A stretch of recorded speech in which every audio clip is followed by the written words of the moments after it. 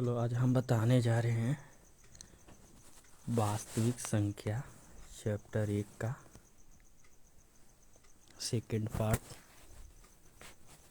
जो क्वेश्चन कर रहा है, निम्नलिखित में किसका दशमलव प्रसार शांत है। कह रहा है निम्नलिखित में किसका दशमलव प्रसार शांत है।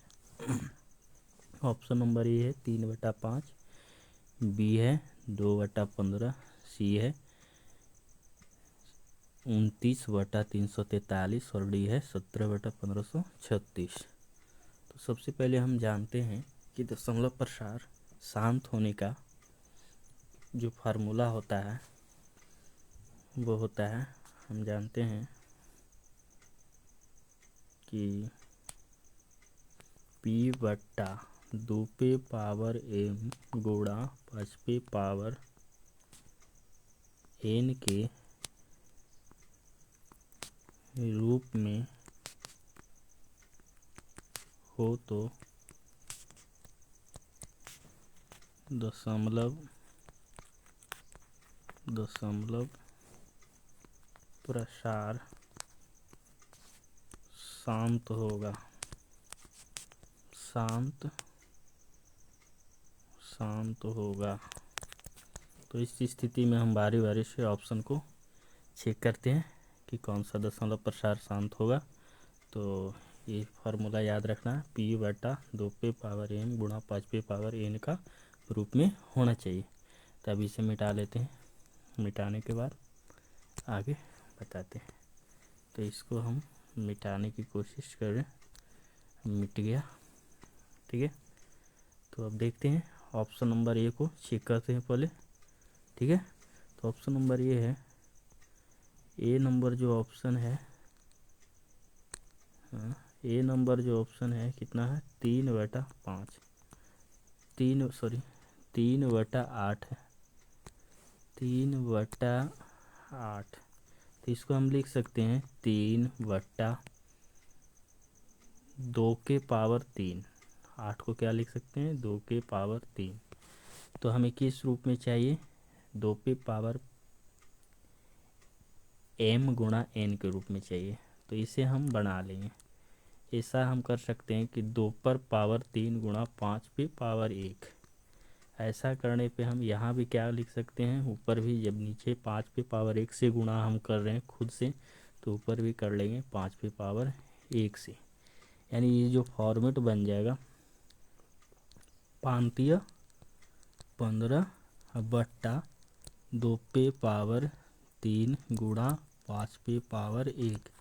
यानी इसे कह सकते हैं कि P/2m गुणा 5/n। अतः यह शांत है ना, यानी ऑप्शन नंबर ए मेरा सही है। अब चलते हैं नेक्स्ट क्वेश्चन की ओर। 2 नंबर कह रहा 6/15 का दशमलव प्रसार है। फिर उसी तरह का क्वेश्चन है, ये शांत है कि अशांत है ना। तो देखते हैं, लिखते हैं फिर से सॉल्यूशन करने के लिए।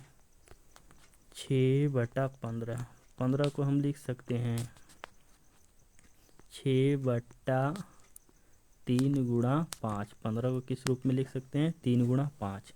अब ऐसा करेंगे कि 3 से 6 को काट लेंगे 2 बार में, यानी मुझे किस रूप में प्राप्त हो गया 2/5 के रूप में।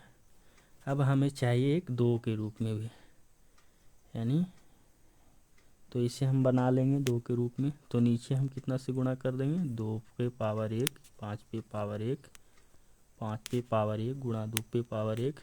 तो ऊपर भी क्या कर लेंगे हम 2/1 से गुणा कर लेंगे, यानी कितना हो जाएगा ऊपर 4/5/1 गुणा 2/1। ठीक है, यानी कितना लिख सकते हैं P/2m गुणा 5/n के रूप में में के रूप में है। अब इसे में अतः इसका दशमलव प्रसार भी क्या हो जाएगा, शांत हो जाएगा, है ना। यानी ये क्या है, शांत है ना। क्या शांत, यानी ऑप्शन नंबर कौन सी हो जाएगा, 1 हो जाएगा। अब चलते हैं क्वेश्चन नंबर 3 की ओर। क्वेश्चन नंबर 3 है 4 माइनस √3 है। तो ऐसे संख्या जिसका वर्गमूल पूरा पूरा नहीं निकल पाता है, √3 का पूरा पूरा वर्गमूल नहीं निकल पाएगा, इस स्थिति में ऐसे संख्या को p/q के रूप में नहीं लिख सकते हैं, यानी इस रूप में नहीं लिख सकते। p/q डू नॉट 0, p/q और q है जो 0 के बराबर नहीं हो सकता। इस स्थिति में क्या हो जाएगा, ऐसी संख्या नहीं है। p/q सॉरी थोड़ा सा p/q बराबर के रूप में नहीं है, के रूप में नहीं हो सकता। अतः यह क्या है, अपरिमेय है। यानी ऑप्शन नंबर कौन हो जाएगा, बी हो जाएगा। ठीक है, अब चलते हैं नेक्स्ट क्वेश्चन की ओर। क्वेश्चन नंबर 4 की ओर चलते हैं। क्वेश्चन नंबर 4 करा, निम्नलिखित में कौन अपरिमेय संख्या, अपरिमेय संख्या जिसे p/q के रूप में नहीं लिखा जा सकते। तो ऑप्शन नंबर ए क्या है, ऑप्शन नंबर ए 36/64 है। जब रूट से बाहर करेंगे तो 6 कितना हो जाएगा, 8। यानी किस रूप में है, p/q डू नॉट 0, यानी ये क्या है, परिमेय है। उसी तरह से क्वेश्चन नंबर बी का देखते हैं। रूट से जब बाहर निकलेगा, रूट 1/81, जब बाहर निकलेगा तो कितना हो जाएगा, 1/81 कितना का वर्गमूल 9 का होता है। तो ये भी क्या हो जाएगा, p/q के रूप में q डू नॉट 0, यानी ये भी क्या है, परिमेय है। अब देखते हैं ऑप्शन नंबर सी, इसे √3 का ना तो वर्गमूल निकलेगा ना तो 5 का निकलेगा, अतः इसका जो ऑप्शन अपरिमेय संख्या कहलाएगा सी नंबर हो जाएगा, क्योंकि डी नंबर का भी परिमेय के रूप में हो जाएगा, क्योंकि -9/49 बाहर निकलेगा तो कितना हो जाएगा, 7, जो किस रूप में हो जाएगा, p/q डी नॉट 0 के रूप में, यानी ये भी क्या है, परिमेय है। इसीलिए ऑप्शन नंबर कौन सही है मेरा, ऑप्शन नंबर सी सही है।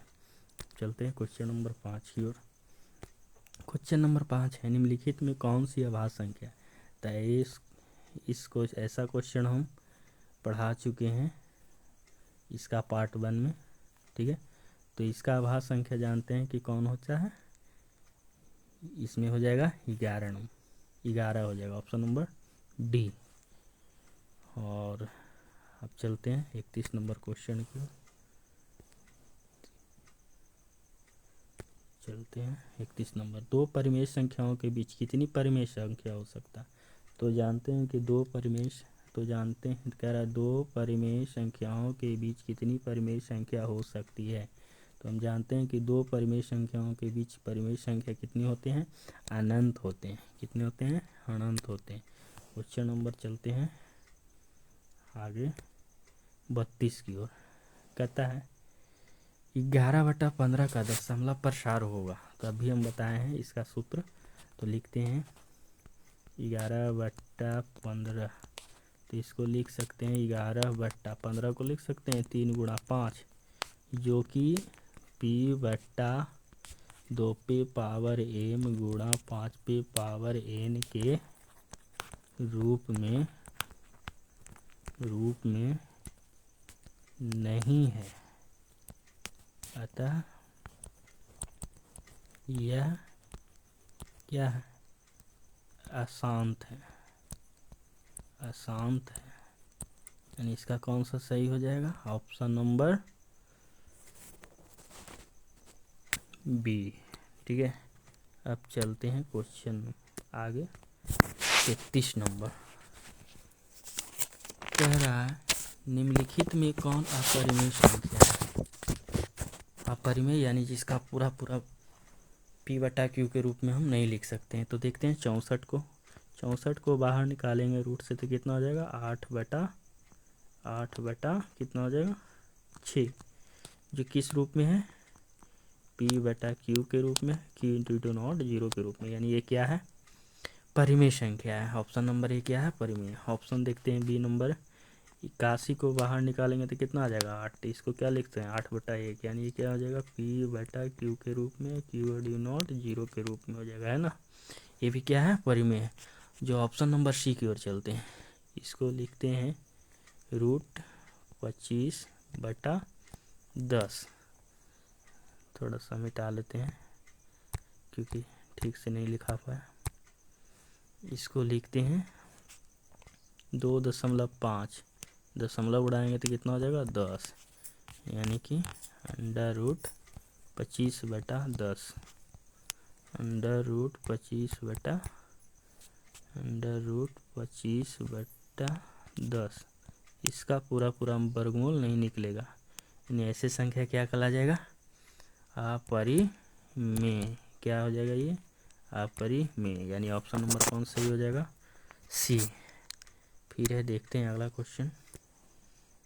अगला क्वेश्चन है रूट 2 है एक कैसी संख्या है। तो रूट 2 क्या होता है, रूट 2 का हम p बटा क्यू के रूप में नहीं लिख सकते, रूट 2 को हम p बटा क्यू के रूप में नहीं लिख सकते। तो इस स्थिति में क्या हो जाएगा ऐसी संख्या अपरिमेय संख्या हो जाएगा। ऑप्शन नंबर कौन सही हो जाएगा बी हो जाएगा। फिर है 10 नंबर क्वेश्चन है, 35 नंबर क्वेश्चन का रहा, 35 नंबर क्वेश्चन का रहा। 2 या 2 से अधिक आभाज्य संख्याओं का माशा होता है। 2 या 2 से अधिक आभाज्य संख्याओं का माशा हमेशा क्या होता है, हमेशा होता है 1। तो देखो 2 या 2 से अधिक आभाज्य संख्या, कोई भी आभाज्य संख्या ले लेते हैं, जैसे 2 होता है, 3 होता है, 5 होता है, 7 होता है, 11 होता है। तो कोई भी 2 ले लेते हैं, कोई भी आभाज्य संख्या ले सकते हैं, या तो हम 3 ले लें या 5 ले लें, ये ले लें, ये ले लें, है ना, या तो हम ये ले लें या ये ले लें, कोई भी ले सकते हैं। 2 3 5 ले लें या 2 7 ले, कोई भी आवाज़ 2 संख्या ले लें कहीं से भी। तो अब ऐसे संख्या का जो मासा होगा क्या होगा देखते हैं। तो हम ले लेते हैं कितना, तो हम ले लेते हैं 3 और 5। तो देखते हैं 3 से लगाते हैं, 3 से लगाते हैं 5 में, 3 से लगाते हैं हम कितना में 5 में, तो 3 एकम 3 हो जाएगा, बचेगा कितना 2 से लगाएंगे कितना में 3 में, 2 एकम 2 हो जाएगा, कितना बचेगा 1, 1 से लगाएंगे 2 में, कितना बार में 2 बार में, कितना हो जाएगा 2, यानी क्या हो जाएगा कट जाएगा। तो इसका जो मासा कितना आ गया, मासा बराबर कितना होता है आगे वाला हो जाएगा, यानी कितना हो जाएगा 1, कितना हो जाएगा मासा बराबर हो जाएगा 1, यानी मेरा आंसर कौन सा सही राइट आंसर है ए। ठीक है, अब चलते हैं अगला क्वेश्चन।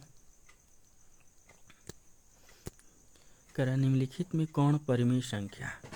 तो परिमेय संख्या जिसे p बटा q के रूप में लिख सकते हैं। तो रूट 3 को p बटा q के रूप में नहीं लिख सकते। अब इसे देखते हैं 2 रूट 2 बटा रूट 2, रूट 2 से रूट 2 कैंसिल हो जाएगा, क्या बच जाएगा यहाँ 2 बटा 1, यानी इसे क्या लिख सकते हैं हम p बटा q के रूप में लिख सकते हैं, यानी ये क्या है परिमेय संख्या, क्या है परिमेय। कौन हो जाएगा ऑप्शन नंबर बी हो जाएगा, सी भी नहीं होगा और ना ही डी होगा। तो अब चलते हैं क्वेश्चन नंबर 12 की ओर। क्वेश्चन नंबर 12 करा 2 क्रमिक सम संख्याओं का एचसीएफ होता है। तो 2 क्रमिक सम संख्या कौन ले लेते हैं, 2 क्रमिक सम संख्या ले लेते हैं, 2 क्रमिक सम संख्या, 2 क्रमिक सम संख्या 4 ले लेते हैं और एक 6 ले लेते हैं ना, इसका निकाल देते हैं एचसीएफ। तो 4 से लगाएंगे कितना में 6 में, 4 एकम 4, कितना बच जाएगा 2, 2 से लगाएंगे 4 में, 2 दूना 4 कट जाएगा, यानी जो HCF कितना निकल गया हमारा, HCF कितना निकल गया, HCF बराबर कितना हो गया 2, यानी राइट आंसर कितना हो जाएगा हमारा 2। ठीक है, अब चलते हैं क्वेश्चन नंबर 38 की ओर। कह रहा किसी धनात्मक पूर्णांक A तथा B के लिए मासा गुना लासा किसके बराबर होगा। तो लिखते हैं, सबसे पहले जानते हैं सूत्र, पहली संख्या गुणे दूसरी संख्या बराबर लासा गुणा मासा। ठीक है, तो बस तो पहली संख्या गुणा दूसरी संख्या बराबर लासा गुणा मासा। तो क्या बोल रहा है, लासा गुणा मासा पूछ रहा है। यहाँ पे दिया हुआ है लासा मासा गुणा लासा, यही ना पूछ रहा है।